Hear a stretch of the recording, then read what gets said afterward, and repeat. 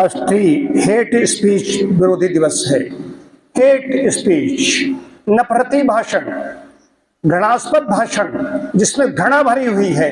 जो हमारे अगुआ हैं, कुछ बंदर छाप ऐसे हैं जो शोर बचाते हैं, अनावश्यक शोर, ऐसे वक्तव्य जारी करते हैं जिससे बवाल मच जाता है, बमंडर तूफान आ जाता है, पब्लिक त्राहि त्राहि करने लगती है, पब्लिक जनता तड़पने लगती है। तो संतों ने क्या कहा, मनीषियों ने क्या कहा, ये बंदर छाप, ये पढ़ते तो कुछ है नहीं, इनका चिंतन तो है नहीं, खा खा कर मोटे हो गए। और हमारे गुरुजी, जो हमारे प्राकृतिक चिकित्सक गुरुजी डॉक्टर विकास मोदी, उन्होंने बहुत बड़ी बात कही थी, जो अननेसेसरी खाएगा, दूसरों का हिस्सा खा जाएगा, वो मोटा हो जाएगा और मोटे व्यक्ति की अक्ल मोटी हो जाएगी।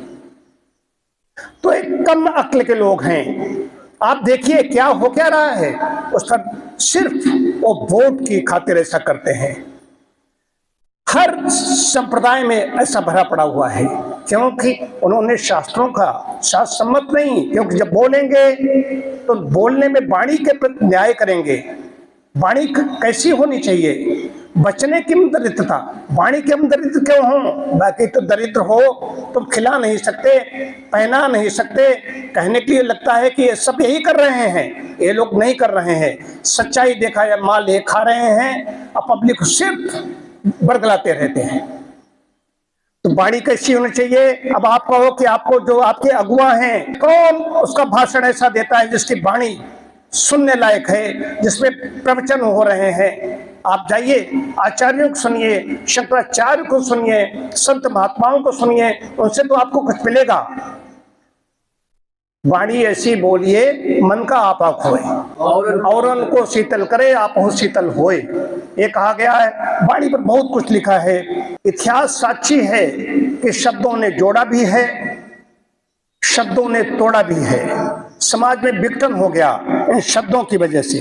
तो वाणी हमें कैसी रखनी चाहिए कि शब्दों में शक्ति होती है, उनका उपयोग जोड़ने के लिए करें, तोड़ने के लिए नहीं करना है। जितने व्यक्ति गलत बोलता है उसमें उसका नाश होने लगता है कि उसकी वाणी ब्रह्मांड में जाएगी। जैसा बोलता है उसको कई गुना होकर के मिलने लगेगा। एक बड़ी बात कह रहा हूँ, साइंटिफिक भी बात कह रहा हूँ, शास्त्रीय बात कह रहा हूँ। और जितना ही अच्छा कोई बोलेगा, आज अभी डॉक्टर साहब का जन्मदिन हम लोग मतलब कि उनको अभी शुभकामनाएं दी हैं। वाणी देखिए, उनका व्यवहार देखिए, जो ठीक ठीक शिक्षित होगा, जो ठीक ठीक अच्छे परिवार का होगा, जिसका एक प्रतिष्ठा होगी, वो उसकी वाणी कैसे निकलेगी, उसके मुंह से शब्द कैसे उच्चरित होंगे। आप उसके सामने बैठे हुए हैं।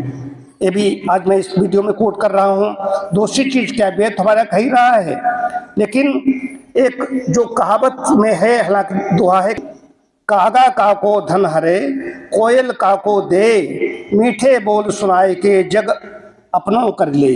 अब ये भी कहा गया है, सत्यम ब्रुवात प्रियम ब्रुवात न ब्रुवात सत्यम प्रियम, मतलब कि सत्य बोलो प्रिय बोलो, लेकिन इतना न बोलो कि सत्य तो अप्रिय हो। लेकिन इधर गोस्वामी जी लिख रहे हैं, सचिव वैद गुरु तीन जो प्रिय बोल ही भयास, राज धर्म तन वेग का होय शीघ्र ही नाश।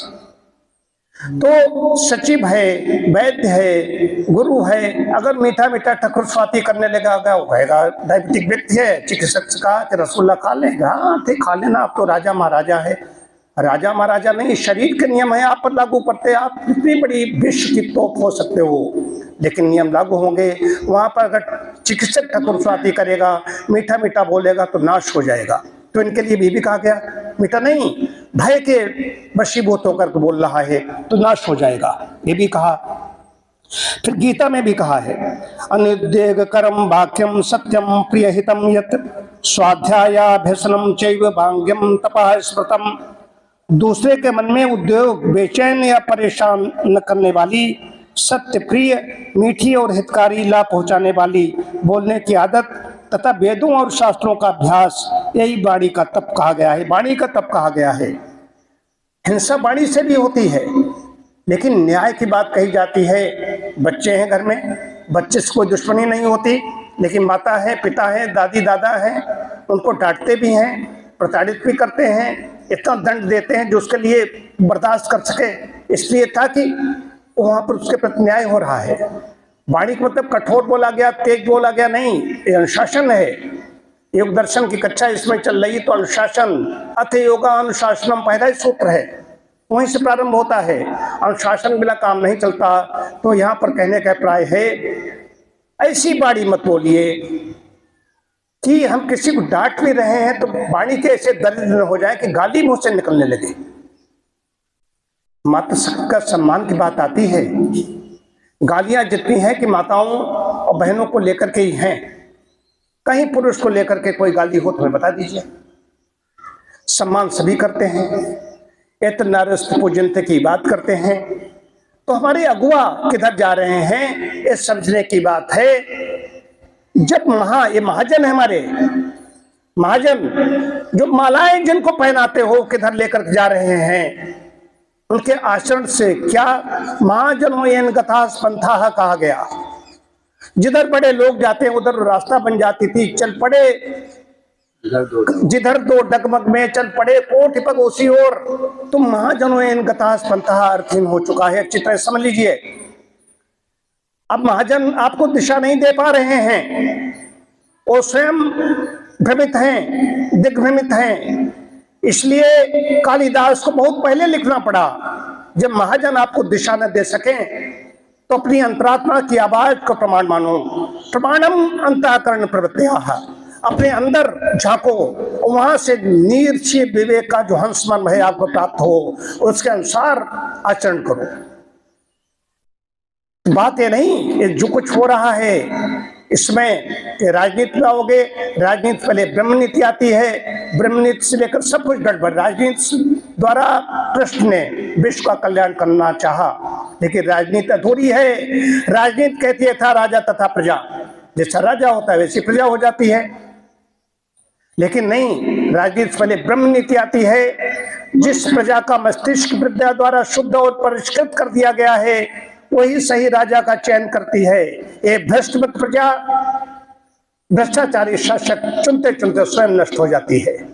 ये बड़े विषय हैं। तो बात वाणी की आ रही है, वाणी का संयम होना चाहिए।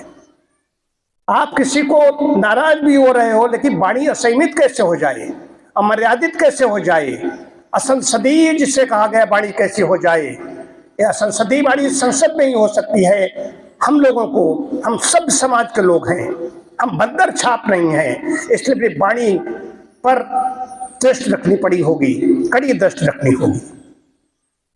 आज इतना ही। प्रणव ध्वनि। ओम शांति शांति शांति।